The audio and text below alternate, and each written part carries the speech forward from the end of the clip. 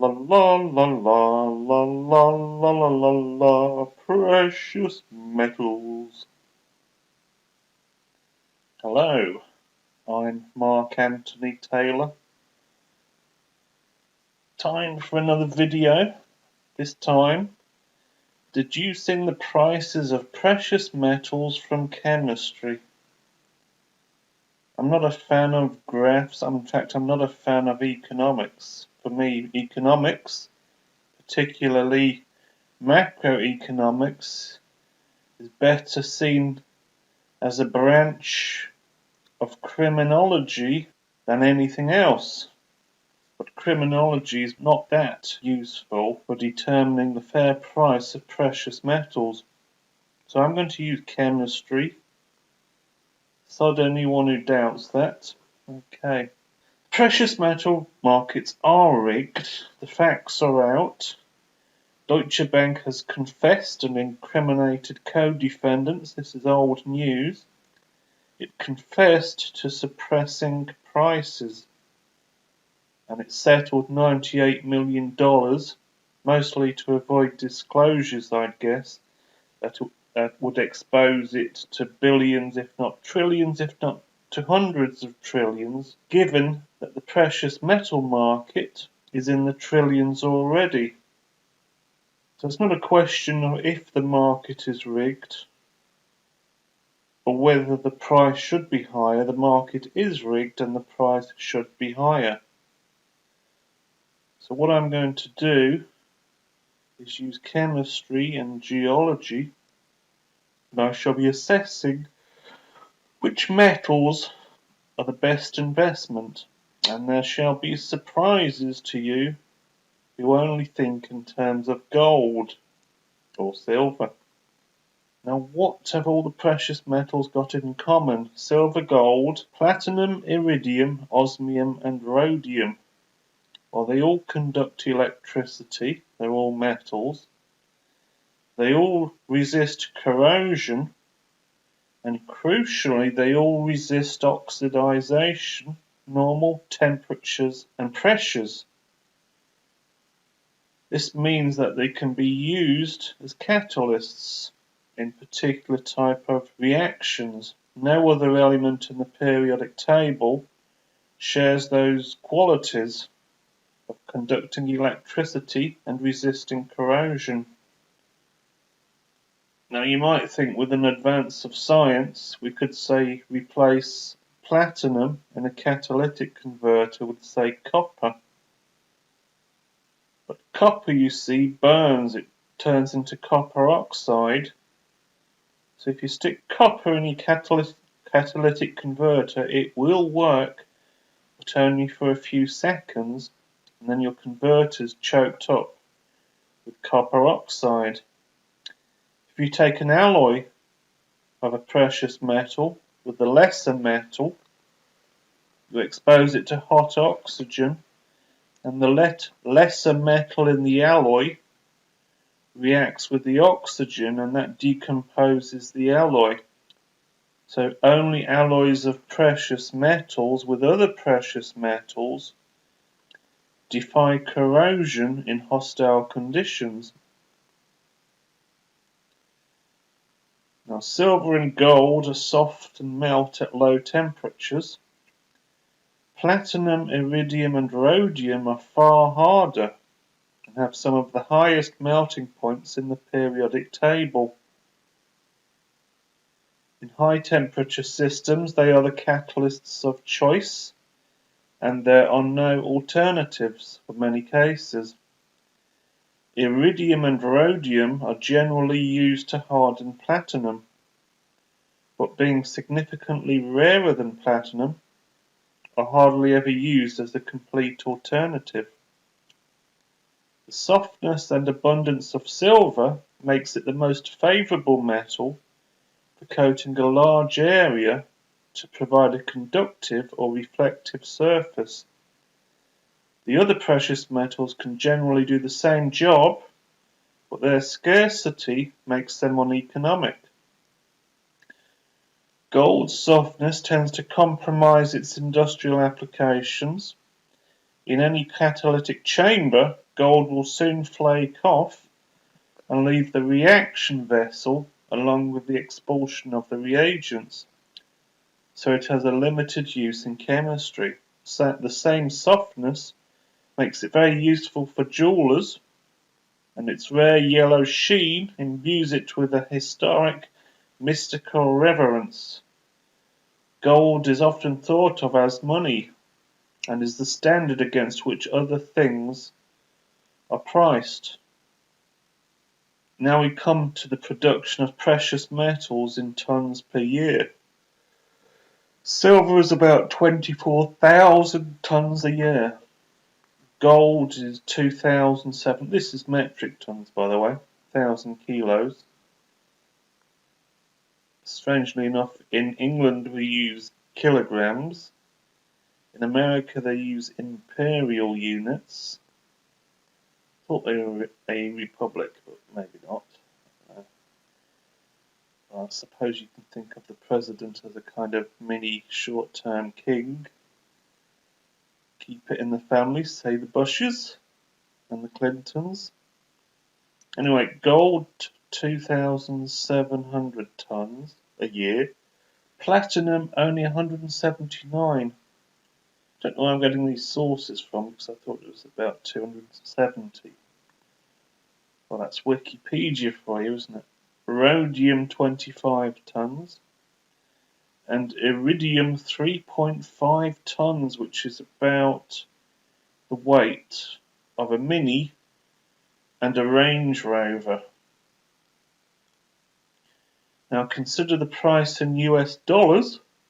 Silver is $16 an ounce. Gold is 1,130 on the 16th of December 2016. That's when all these prices were grabbed. Platinum 925, which is cheaper than gold. Rhodium $750, cheaper than platinum, and iridium at $650 an ounce. Now suppose the world faces its fiat collapse and it becomes obsessed with precious metal bullion. So the first thing that happens is that gold runs short when people buy it off the market. Then they go to silver, silver price rockets. Then they go to the alternatives. And the alternatives have to be rigged because they're generally priced against gold, and gold is rigged.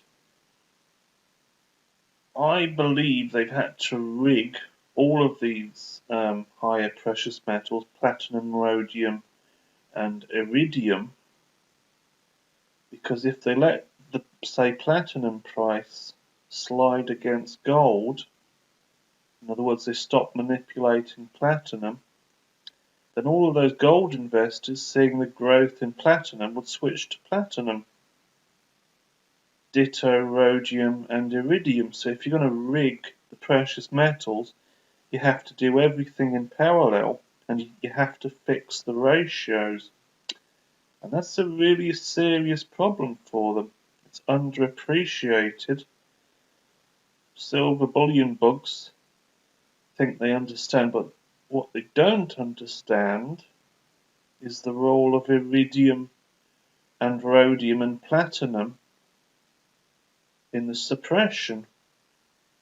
If you look at the ratio of the production of gold to silver and you multiply it by its current price, so this is a way of trying to assess the price of silver purely by looking at its abundance and ignoring everything else. Why not? I mean, who knows what everything else is going to do? What's industry going to be like in the 21st century when we've got biotechnology replacing metals, but metals replacing biotechnology, particularly silver as an antibiotic.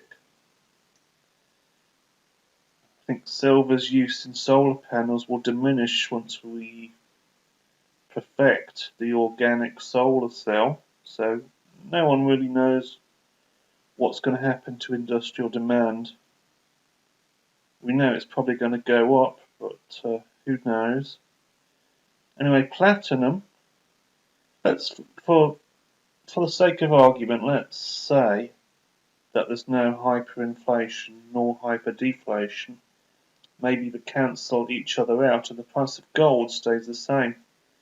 So if we fix gold at 1,130, and according to the ratio of production of gold to silver, silver's price goes to $127 an ounce. Gold stays the same. Now this is interesting. Platinum goes to $17,000 an ounce, which is, I don't know, about 20, almost 20-fold increase in price. Silver's gone up what? About less than 10-fold. Platinum's basically making you twice as much as silver.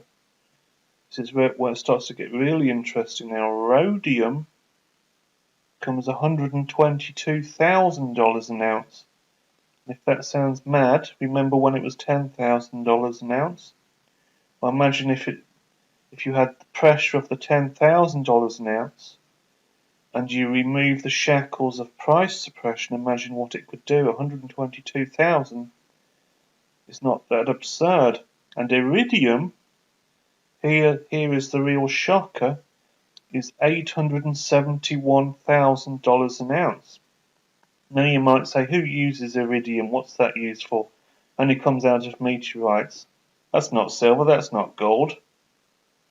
But iridium is one of the hardest metals in the periodic table, and there's no mysterious element X from planet Z. That's science fiction.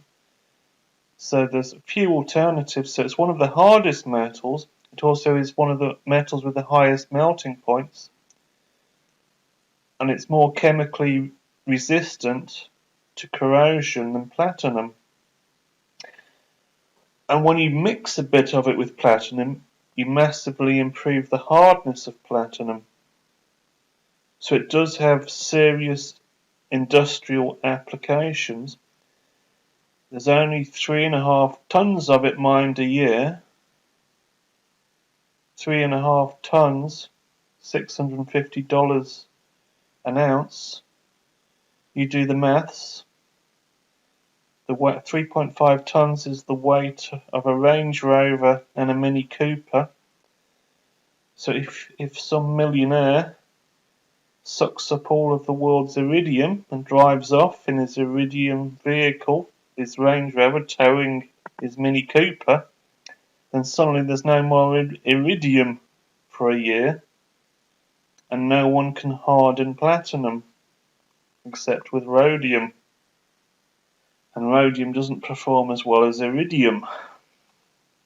So I think there could be a big shock for the system, not just in silver and gold, but in these three higher metals, particularly iridium.